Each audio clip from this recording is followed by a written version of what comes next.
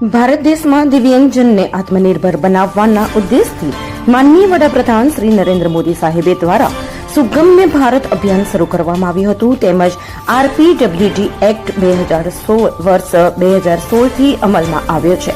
આ કાયદાનો હેતુ એ છે કે વિવિધ પ્રકારની વિકલાંગતા ધરાવતા વ્યક્તિઓ અને વરિષ્ઠ નાગરિકો જાહેર સ્થળો પર સહેલાઈથી અને સ્વાભિમાનપૂર્વક જીવન જીવી શકે.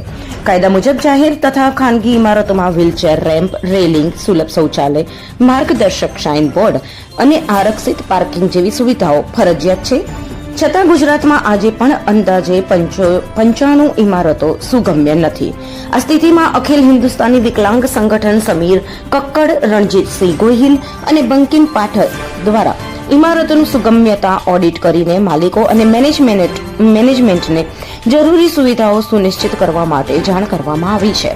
અત્યાર સુધીમાં 500 થી વધુ ઇમારતોની માહિતી ગૂગલ પર મૂકવામાં આવી છે, જેના દ્વારા 55 લાખથી વધુ લોકો માહિતગાર થયા છે. તાજેતરમાં પાલનપુરમાં જિલ્લાના કલેક્ટર સાહેબ તથા અધિકારીઓના સહકારથી જાહેર સ્થળોને સુલભ બનાવવા સકારાત્મક પગલાં લેવામાં આવ્યા છે. જો રાજ્યના તમામ જિલ્લાઓ આવો સહકાર આપે તો નિશ્ચિત રીતે સુગમ્ય ભારત, સશक्त ભારતનું સપનું સાકાર થઈ શકે છે.